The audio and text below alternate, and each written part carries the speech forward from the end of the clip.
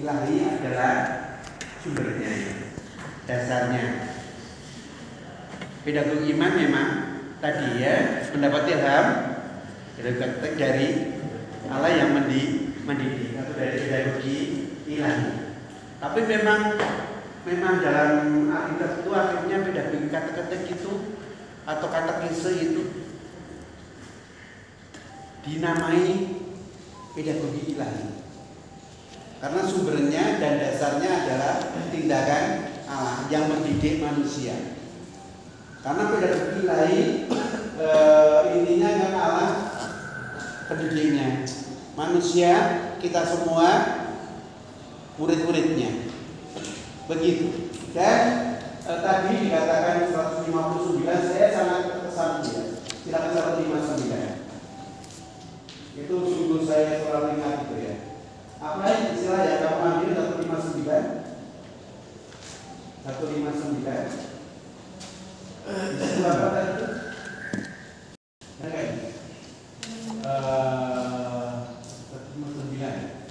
Allah Bapa sebagai pedagang yang jenis itu, jadi bukan Allah Bapa sebagai pendidik yang atau pendidik yang jenius.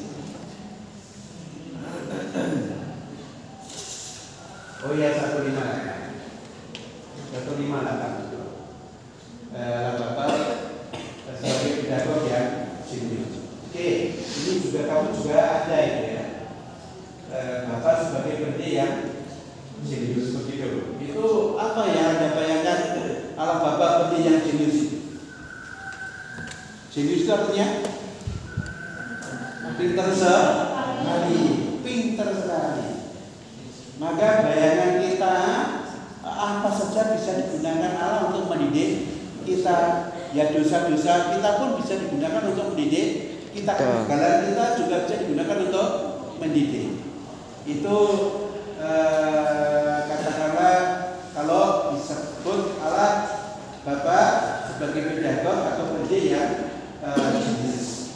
Ini saya jalan PPT saya kasih martanda yang penting untuk saya. Maka saya jelas akan berusaha mengikuti pendidikan Tuhan. Dan sebagai katekis, guru, saya pun juga belajar bagaimana seperti yang dapat ilham, bagaimana Allah itu mendidik kita semua. Dikatakan tadi kan ya, sungguhnya bahkan kekurangan saja digunakan oleh Allah untuk mendidik kita ya, sehingga bukan kekurangan tapi malah menjadi kekuatan misalnya. Kegagalan sungguh bisa digunakan oleh Allah untuk menunjukkan belas kasihannya. Dan begitu yang keyakinan saya, Allah punya 1001 cara untuk mendidik kita. Karena itu kalau Allah sebagai pedagog, sebagai pendidik, maka tidak, saya yakin ya kalau kita nanggapi tidak ada namanya kegagalan. Cuma kalau kita tidak menanggapi walaupun sudah dididik ya bisa gagal. Kurang lebih itu. Ini salah satu yang selalu mengesan untuk saya. Tuhan sebagai pendidik atau tadi kalau bahasa Inggrisnya divine pedagogy ya, pendidikan ilahi. Itu bahkan ada buku di perpustakaan yang memang menamai pedagogi iman adalah pedagogi ilahi, tapi tidak identik. Hanya kita menekankan akhirnya dalam katekisme Roh Kudus sendiri yang menjadi pendidik kita. Nah tentu menarik ya. Maka dalam nomor-nomor tadi kriteria atau kristologi tapi juga sebelumnya ya, ada pedagogi Allah Bapa, pedagogi Kristus dan pedagogi Roh Kudus. Kalau Anda membaca formasio iman yang berjenjang dan berkelanjutan dari sudah muncul itu ya, pedagogi Allah Bapa, pedagogi Kristus. Ini berarti Kristus juga tentu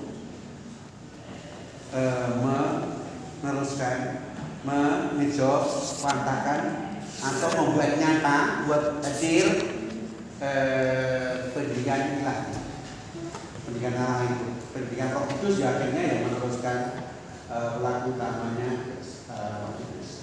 Oke.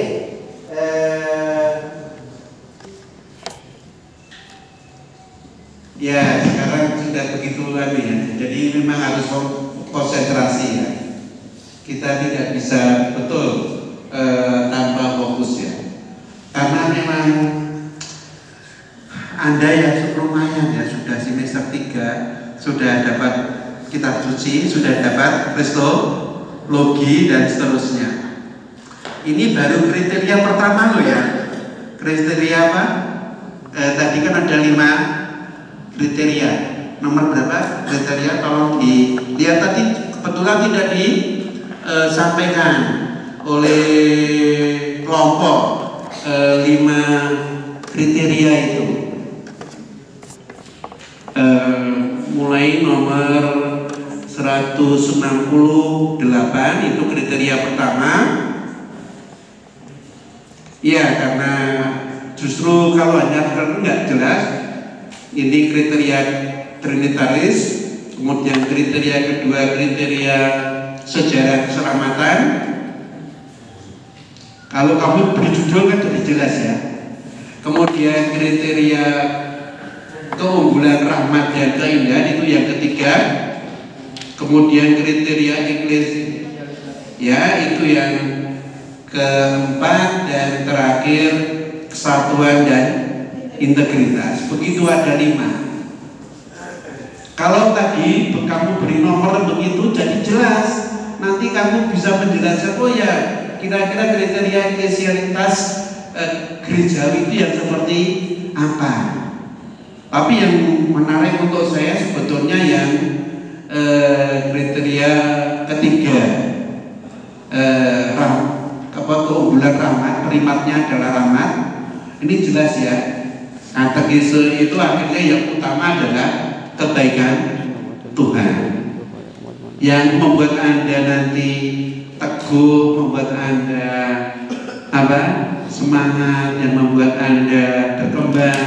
Ini ya tentu rahmat melalui Roh Kudus. Nah, ini suatu yang indah. Ini menarik untuk saya. Tentu pertama tadi trinitaris dan kristologis itu sangat penting. Kemudian ketiga, karena begini biasanya saya itu kalau ada banyak poin saya ambil suatu yang mengesan untuk saya itu yang mana. Nah, terus yang lain akan bisa saya